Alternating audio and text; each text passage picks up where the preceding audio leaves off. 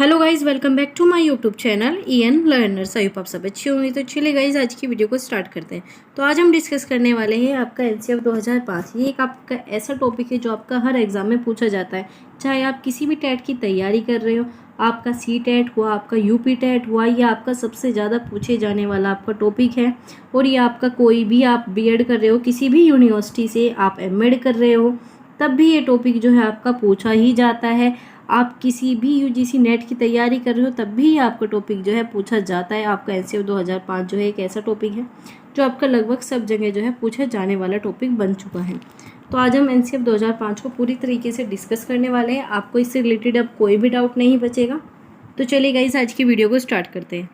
तो जैसे कि आप देख पा रहे हो, ये आपकी बहुत ही इंपॉर्टेंट स्लाइड है। इसमें जो है आपको एक तरह का आपका परफॉर्मा दिया हुआ है। अगर आप इसे भी समझ लेते हो तो आपका बहुत सारे जो क्वेश्चन है, आपके शॉर्ट क्वेश्चन हुए, आपके टिक मार हुए, आपके UGC नेट में आते हो या आपके किसी भी टेट में, तो आप आराम से ये क्वेश्चन जो है सोल्व कर पाओगे। तो आपका सबसे पहले जो है NCF जो है, आपको उसकी फुल फॉर्म क्या है? National curriculum framework. इसे हिंदी में बोलते हैं राष्ट्रीय पाठ्यक्रम रूपरेखा 2005।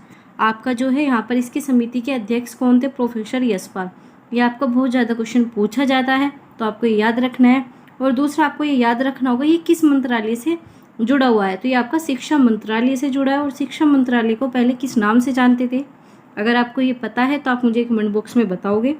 अगला जो है आपका, तो इसमें कुल कितने पृष्ठ थे आपके? इसमें कितने पेज में जो है आपका NCF आया था? तो ये आपका 180 पेज में जो था आपका NCF आया था 2005 में। आपका जो है प्रकाशन कब हुआ था? जैसे कि आप यहाँ पर देख ही रहे हो, जो मैं बता रही हूँ आपका NCF 2005, तो इसका प्रकाशन 2005 में ही हुआ था। अगला जो है, इसके प्रशासक कौन थे? तो आपका राष्ट्रीय शैक्षिक अनुसंधान और प्रशिक्षण परिषद, जिसे हम बोलते हैं NCERT, ये ही आपका जो है प्रकाशक था। NCERT ने ही NCF 2005 लागू किया था। और आपको एक इम्पोर्टेंट बात और पता होनी चाहिए, जो ये आपका NCF है, ये आपका 4th NCF है। इसके बाद जो है आपका एक 5th NCF आ चुका है, जो कि आपका 2020 का माना जाता है। लेकिन इससे पहले जो थे आपके 3 NCF आ चुके थे, वो हम आगे डिटेल में डिस्कस करने वाले। इससे पहले कौन से 4 NCF आए हुए थे। तो आपको ये स्लाइड जो है बिल्कुल क्लियर होनी चाहिए, आपको ये सब चीज़ें समझ में आ गई होगी। अगला देखते हैं, NCF क्या है? तो आपको ये जानना होगा NCF आया क्या था। जैसे कि आपने अभी फुल फॉर्म पढ़ी, राष्ट्रीय पाठ्यचर्या। तो राष्ट्रीय पाठ्यचर्या जो भी आपके करिकुलम से रिलेटेड है, उसके लिए जो है एक आपका दस्तावेज बना था, जिसे हम NCF के नाम से जानते हैं। तो इसमें क्या होता है, इसमें आपका पूरा प्रारूप लिखा जाता है कि हम बच्चे को क्या पढ़ाएंगे, किस तरीके से पढ़ाएंगे, क्यों पढ़ाएंगे। ये सब चीज़ें जो है आपके NCF में इंक्लूड की जाती है। तो जैसे कि यहाँ पर लिखा हुआ भी है, बच्चों को क्या, क्यों, कैसे पढ़ाया जाए, इसी पर आधारित राष्ट्रीय पाठ्यचर्या रूपरेखा 2005 एक वृहद दस्तावेज है। तो ये आपका एक बहुत ही बड़ा है, जो मैंने बताया आपको 180 पेज का आपका NCF 2005। आगे है, राष्ट्रीय पाठ्यचर्या रूपरेखा का आरंभ रविंद्रनाथ टैगोर के सभ्यता और प्रगति से हुआ। ये आपकी टैगलाइन जो है UGC नेट के में जो है आपका ये पूछा जा चुका है पहले। तो आपको ये भी याद रखना होगा कि ये किसके उस पर जो है आपके टैगलाइन पर लिया गया था। वहाँ पर ऑप्शन रविंद्रनाथ टैगोर के अलावा जो थे विवेकानंद भी थे। तो बहुत से बच्चे वहाँ पर विवेकानंद लगा के आए थे, लेकिन यहाँ पर टैगोर जी ने ही सभ्यता और प्रगति से यहाँ पर जो है इसका आरंभ किया था। तो आपको ये सब चीज़ें याद होनी चाहिए, ये आपकी बहुत इंपॉर्टेंट है, ये आपका पूछा ही जाता है। इसमें कहा गया था कि बच्चे को जो है सृजनात्मकता और उदार आनंद बचपन की कुंजी है। राष्ट्रीय पाठ्यचर्या की रूपरेखा 2005 में का अनुवाद संविधान की 8वीं अनुसूची, ये किस अनुसूची में हुआ था? आपका 8वीं अनुसूची में 22 भाषाओं में किया गया था। ये क्वेश्चन भी आपका पूछा जाता है कि आपका NCF जो है कितनी भाषाओं में आया था। ये आपका 22 भाषाओं में आता है। और ये 17 राज्यों में जो है लागू कर दिया गया है। तो आपके 17 राज्यों में जो था आपका NCF लागू हो चुका है। आगे देखते हैं, राष्ट्रीय पाठ्य रूपरेखा 2005, ये जो है आपका चतुर्थ, मतलब ये आपका 4th NCF है, जो कि अभी मैंने आपको बताया। इससे पहले जो आपका जो सबसे फर्स्ट NCF आया था, वो आपका 1975 में आया था। इसके बाद जो है आपका NCF आया था वो 1988 में आया था। इसके बाद जो है आपका NCF जो आया था वो 2000 में आया था। और ये जो आया था आपका 2005 में आया था। और जो आपका 5 है वो 2020। ये चीज़ें आपको याद रखनी है। ये वाला आपका क्वेश्चन UGC नेट में आ चुका है। और जो मैं आपको बता रही हूँ, जब आप प्रीवियस पेपर देखोगे तो आपको ये सब चीज़ें दिख जाएगी कि दोनों ही क्वेश्चन आपके UGC नेट में आए हैं। और CTET में तो आपको एक क्वेश्चन जो है कई बार पूछे जा चुके हैं। तो आपको ये सब चीज़ें याद रखनी होगी।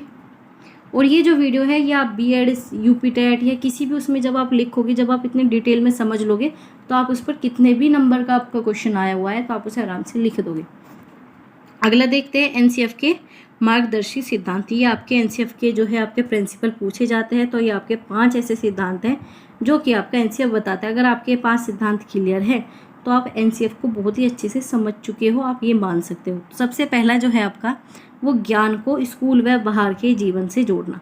तो इसमें क्या कहा गया था, तो एनसीएफ ने कहा था कि बच्चों को किताबी कीड़ा मत बनाओ, बच्चों को जो है बाहरी वातावरण में सिखाओ, बाहर से उसे जोड़ो, उसके वास्तविक जीवन से जोड़ने को कहा गया था। तो ये आपका सबसे फर्स्ट हो गया। अगला है पढ़ाई रटन प्रणाली से मुक्त हो, यह सुनिश्चित किया गया था। दूसरा इन्होंने कहा था कि आपके रूट मेमोराइजेशन पर जो है काम नहीं करना, आपको स्टडी नहीं करानी, बच्चों को हमें जो है रटना नहीं आना चाहिए, हमें बच्चों को जो है चीज़ें समझानी, ना कि उन्हें रटवाना। तो ये आपका सेकंड नियम हो गया। अगला है आपका पाठ्यचर्या को इस प्रकार से संवर्धन करना कि बच्चों के चहुमुखी विकास के अवसर, मतलब ये आपका हो गया आपका चहुमुखी विकास, जो कि आपका होलिस्टिक डेवलपमेंट हो गया। बच्चे को जो है पूरा उसका सर्वांगीण विकास हो, उसका संपूर्ण विकास हो, उसमें आपके जो आपके 3H आते हैं, तीनों पर ही काम करने को कहा गया था। तो ये सब चीज़ें आपको याद रखनी है, ये आपका थर्ड प्रिंसिपल था। अगला है परीक्षा की अपेक्षाकृत अधिक लचीला व गतिविधियों से जोड़ना। तो इन्होंने क्या कहा था, बच्चे को जो है एक्टिविटी बेस जो है करिकुलम प्रदान करना है, ना कि सिर्फ इतना कि बच्चे ने पेपर दिया वो पास हुआ अगले क्लास में है।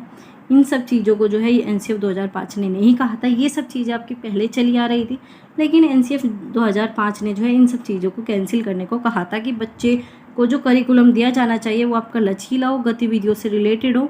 ये आपका फोर्थ प्रिंसिपल था। अगला जो था आपका फिफ्थ प्रिंसिपल, जो कि आपका लास्ट था, एक ऐसी अवधभावी पहचान का विकास जिसमें प्रजातांत्रिक राज्य व्यवस्था के अंतर्गत राष्ट्रीय चिंता समाहित हो। मतलब ये हो गया आपका राष्ट्रीय विकास से रिलेटेड। तो बच्चे को जो ऐसा हमें बनाना नागरिक है जिससे कि हमारे राष्ट्र का विकास हो, वो उस प्रजातांत्रिक राज्य व्यवस्था को समझ सके, और वो जो भी राष्ट्रीय चिंता है, जो भी हमारे सामने प्रेजेंट मुद्दे हैं, उन पर जो है वो अपनी सोच विकसित कर पाए, उन सब चीज़ों को समझ पाए। तो हमें एक ऐसे बच्चे का निर्माण करना है, ना कि ऐसे बच्चे का जो सिर्फ रटने पर फोकस करता हो, सिर्फ किताबी ज्ञान पर फोकस करता हो। ये सब चीज़ें जो है एनसीएफ ने मना की थी। अगला है आपका एनसीएफ के प्रमुख बिंदु जिसे हम डिस्कस करने वाले हैं। एनसीएफ 2000 की समीक्षा करने के लिए प्रोफेसर यशपाल की अध्यक्षता में एक संचालन समिति 21वीं फोकस, आप इन्हें पढ़ लेना। लेकिन यहाँ पर जो आपका मुख्य है वो है आपका मुख्य उद्देश्य शिक्षा बिना बोझ के। इन्होंने एक आपकी टैगलाइन दी थी जो थी आपकी लर्निंग विदाउट बर्डन। ये आपकी थी, इनकी टैगलाइन बोलते हैं आपकी विदाउट बर्डन। तो आपको ये चीज़ें याद रखनी है कि शिक्षा जो है वो बिना बोझ के देनी है। ये आपके एनसीएफ 2005 में कहा गया था, ये इसका एक इम्पोर्टेंट पॉइंट था। राष्ट्रीय पाठ्यचर्या के दस्तावेज में इस तरह की सिफारिश की गई थी कि विषयों के बीच जो है दीवारों को कम करना तथा बच्चों को समग्र ज्ञान का आनंद मिल सके। इस लाइन का मतलब ये है कि जो भी आपके बाकी के सब्जेक्ट हैं उन सबको जो है हमें आपस में इंटीग्रेटेड करना है, उन्हें आपस में जोड़ना है, ताकि अगर बच्चा गणित पढ़ रहा है तो उसके जो है अंग्रेजी में भी कॉन्सेप्ट डेवलप हो पाए। तो इन्होंने ऐसा कहा था कि आपको ऐसा करिकुलम डेवलप करना है जिससे बच्चे का समग्र ज्ञान का आनंद उसे मिल सके, समग्र ज्ञान उसका विकसित हो। ऐसा नहीं कि सिर्फ आप उसके शारीरिक पर बात कर रहे हो या फिर आप उसके मानसिक पर, उसके जो है चारों तरफ से जो है उसका विकास हो सके। अगला जो है इन्होंने कहा था पाठ्यचर्या के इन्होंने 4 क्षेत्र बताए थे। एक आपका भाषा बताया था, दूसरा आपका गणित बताया था, तीसरा आपका विज्ञान, और चौथा जो था आपका समाज विज्ञान। इन्होंने ये जो 4 आपके क्षेत्र थे इन पर जो है बहुत ही ज़्यादा बात की गई थी। अगला इन्होंने जो है आपका भाषा में, जैसे कि आपने यहाँ देखा, भाषा में भी इन्होंने कौन सा आपका त्रिभाषा, जिसे आप 3 भाषाओं को बोल सकते हो, तो आपका यहाँ पर दिया गया। इन्होंने त्रिभाषा के फॉर्मूले को लागू किया था। और आपका एक क्वेश्चन ये भी पूछा गया था कि त्रिभाषा जो है सबसे पहले किसने दिया था। ये अगर आप KVS का एग्ज़ाम दे के आए हो या फिर आप UGC नेट का एग्ज़ाम दे के आए हो तो आपका उसके फर्स्ट पेपर में ये चीज़ें पूछी गई थी कि आपका जो त्रिभाषा का फॉर्मूला है ये आपका किससे लिया गया है। ये आपका जो है कोठारी ने ही इसे सबसे पहले बताया था। तो आपको ये सब चीज़ें याद रखनी होगी। ये हो गया। इसके बाद जो है आपका इन्होंने दूसरा कहा था आपके विज्ञान, जैसे कि अभी आपने ऊपर पढ़ा, और इसके बाद जो है आपका सामाजिक विज्ञान। ये जो है आपकी मेन चीज़ जो मैं अंडरलाइन कर रही हूँ ये आपको पढ़नी है, और बाकी जब आप ये जो सब चीज़ें समझ लोगे तो बाकी आप इसकी थ्योरी आराम से बना पाओगे। तो इन्होंने विज्ञान में शिक्षण के बारे में बात की गई थी, दूसरा सामाजिक विज्ञान में भी, जिसमें आपका न्याय, अनुसूचित जाति जनजाति मतलब आपके समाज से रिलेटेड थे। इसके बाद जो था आपका पाठ्यचर्या का दस्तावेज जो है 4 क्षेत्रों में आकर्षित था। कौन सा? काम पर, कला पर, पारस्परिक दस्तारिक का, स्वास्थ्य और शरीर पर। इन्होंने इन सब चीज़ों पर भी ध्यान दिया था, आप इन्हें पढ़ सकते हो।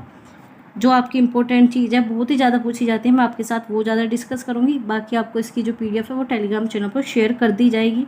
इसके बाद इन्होंने कहा था कि हर स्तर पर जो है बच्चों को गाने का, नृत्य करने का, दर्शन कला, जो भी उसके अंदर का आपका टैलेंट है उसे निखारना है। बच्चों को कला की भी जगह देनी होगी, क्योंकि पहले क्या होता था, जो भी बच्चा कला वर्ग का हो या गाना या नृत्य करना, इन्हें जो है हीन भावना से देखा जाता है। लेकिन एनसीएफ ने कहा कि आपको इन्हें भी विकसित करना है।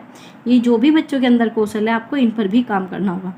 अगला इन्होंने स्कूल में बच्चों की कामयाबी पोषण शारीरिक गतिविधियों पर निर्भर करती है, इसलिए मध्याह्न भोजन जो कि आपका मिड डे मील है, इस योजना के तहत की भी ज़रूरत है, तो इन्होंने इस पर भी फोकस किया था। दूसरा इनका जो सबसे मेन था वो क्या था, गुणवत्ता के स्तर को उठाना। शिक्षा तो हो लेकिन ऐसी हो जिसमें गुणवत्ता भी हो। ऐसा नहीं कि सिर्फ आप शिक्षा दिए जा रहे हो, किताबी ज्ञान दिए जा रहे हो, उसमें गुणवत्ता का कुछ नहीं है। तो इन्होंने कहा था कि बच्चे को हमें जो है गुणवत्ता का स्तर जो है शिक्षा का उठाना है। सामूहिक भागीदारी, स्कूल स्तर पर, खंड पर, इन सबको आपस में मिलकर जो है गुणवत्ता का स्तर में बढ़ाना होगा। अगला जो है एनसीएफ के सुझाव, या फिर आप कह सकते हो एनसीएफ की विशेषताएं। ये आपको मोस्ट इम्पोर्टेंट है ये भी। तो अगला जो है शिक्षा को व्यवहारिक ज्ञान से जोड़ना। जैसे कि अभी मैंने बताया, सिर्फ किताबी ज्ञान तक छात्रों को सीमित नहीं रखना। अगर आप इसके 5 नियम जो याद कर लेते हो, जो मैंने आपको ये समझाए, आप ये 5 चीज़ें समझ लेते हो, तो बाकी सब चीज़ें जो है इसी से रिलेटेड है। इसके ज्ञान, उद्देश्य, विशेषताएं, सब चीज़ें, तो ये सब चीज़ें होगी। इसके बाद जो है इन्होंने भाषाओं पर बात की गई थी कि जो भी जिस भी भाषा का है, 5वीं तक तो आपको मातृभाषा में ही शिक्षा देनी है, या फिर क्षेत्रीय भाषा जो भी उसके वहाँ की भाषा है, आपको बच्चे को उसी भाषा में समझाना है। शिक्षा को रटन प्रणाली से मुक्त करना, रोचक बनाना, बच्चों को शिक्षा बिना बोझ के देना। दूसरा है परीक्षा व आकलन को लचीला बनाना। सिर्फ इतना नहीं होना चाहिए कि बच्चे ने पेपर दे दिया और आपने उसे पास कर दिया, उसने फेल कर दिया, बस। आपको परीक्षा को जो है लचीला बनाना होगा, परीक्षा को बच्चों के अकॉर्डिंग डेवलप करना होगा, ना कि परीक्षा के अकॉर्डिंग बच्चों को। इस चीज़ पर भी फोकस किया था इन्होंने। शिक्षा में सामूहिक सहभागिता को बढ़ावा देना, इस चीज़ पर भी इन्होंने बात की थी। जैसे कि अभी मैंने बताया आपको, गुणवत्ता के बढ़ाने के लिए हमें सबको आपस में मिलकर काम करना होगा। अगला जो है बच्चों को भाषा, गणित, विज्ञान, सामाजिक विज्ञान के साथ साथ संगीत, नृत्य, ज्ञान, वादन, मतलब आपको कला को भी ऐड करना होगा। इस चीज़ पर भी इन्होंने फोकस किया था। तो ये सब चीज़ें जो है एनसीएफ में कही गई थी। अब हम देखते हैं एनसीएफ का टोटल जो निष्कर्ष है, उसका कंक्लूजन जो है हमारा क्या है। तो आप यहाँ पर देख पा रहे हो एनसीएफ के पूर्व 3 एनसीएफ आए हुए थे, जैसे कि मैंने आपको बताया था। लेकिन आपका जो एनसीएफ 2005 था, उसमें ही आपके शिक्षा को बिना बोझ के आधार माना गया था कि शिक्षा में देनी है, वो भी बिना किसी बर्डन के। और इन्होंने ये भी कहा था कि बच्चों के बैग का जो वजन है वो आपको कम करना है। इन्होंने ये भी कहा था कि बच्चे के स्कूल जो है वो ज़्यादा दूर नहीं होने चाहिए। इन्होंने बताया था कि जो आपका प्राइमरी का है वो 1 मीटर की दूरी पर, जो आपका अपर प्राइमरी का है वो 3 मीटर की। ऐसे इन्होंने अलग अलग चीज़ें बताई थी। इन्होंने टीचर से रिलेटेड भी आपको बहुत सारी इन्फॉर्मेशन दी थी एनसीएफ में। लेकिन जो मैंने आपको ये सब बताई, आपकी मेन चीज़ें हैं, आपको ये याद रखनी है। अगला इन्होंने बताया था कि आपका वातावरण से जोड़ना, आपका वास्तविक जीवन से जोड़ना। दूसरा उनकी रुचि के अकॉर्डिंग जो है पढ़ाना, आपका मातृभाषा का यूज़ करना। इसके बाद जो है इन्होंने बताया था कि बच्चे को जो है समाज के साथ जोड़ सके, सामूहिक सहभागिता हो, लचीला परीक्षा प्रणाली हो, व्यवहारिक ज्ञान हो, कलात्मक ज्ञान हो, इन सब पर जोर दिया गया था। ये आपका कुल मिलाकर यही कहा गया था कि एनसीएफ जो है आपका बच्चों का चहुमुखी विकास करना है। ये आपका एनसीएफ का मुख्य मोटिव यही था कि बच्चे का सर्वांगीण विकास हो सके, बच्चे को जो शिक्षा दी जाए वो बिना बर्डन के दी जाए। ये सब चीज़ें जो है आपकी एनसीएफ में बहुत ज़्यादा कही गई थी, तो आपको ये सब चीज़ें याद रखनी है। और आपको ये जो सबसे फर्स्ट वाली स्लाइड जो मैंने आपको दिखाई थी, ये भी आपको याद रखनी है। एनसीएफ कब आया, कितने पृष्ठ थे, ये सब चीज़ें जो है आपको याद रखनी होगी। तो ये आपका एनसीएफ था। आई होप गाइज आपको एनसीएफ समझ में आ गया होगा, आपके सारे डाउट जो है क्लियर हो गए होंगे। अब आप जो है एनसीएफ से आप अपना लॉन्ग शॉर्ट जो भी आपके क्वेश्चन आते हैं आप उन्हें आराम से बना सकते हो। यही आपके उद्देश्य थे, सिद्धांत थे, आपकी विशेषताएं थी, सब जो है एनसीएफ का सिमिलर था जो मैंने आपको बताया। बस आपको जो जो ये मेन पॉइंट थे, ये आपको 5 सिद्धांत थे, ये आपको याद रखने, कब बन के आया, क्यों बन के आया, क्या इसकी ज़रूरत थी, ये सब चीज़ें आपको याद रखनी है। तो अगर आपको वीडियो अच्छी लगी है तो आप वीडियो को लाइक कर सकते हो, अपने दोस्तों के साथ शेयर कर सकते हो, और जो भी मेरे चैनल के साथ नया जुड़ा है वो चैनल को सब्सक्राइब कर ले और बेल आइकन को प्रेस कर ले। और इसकी PDF जो है मैं आपको टेलीग्राम चैनल पर शेयर कर दूँगी। टेलीग्राम चैनल पर ही आपको सारी अपडेट दे दी जाती है। अगर आपको किसी प्रकार का डाउट है, कन्फ्यूज़न है, क्वेरी है, तो आप मुझे कमेंट बॉक्स में बता सकते हो। तो बस आज की वीडियो में इतना ही था। Thanks for watching, keep learning, keep supporting EN learner.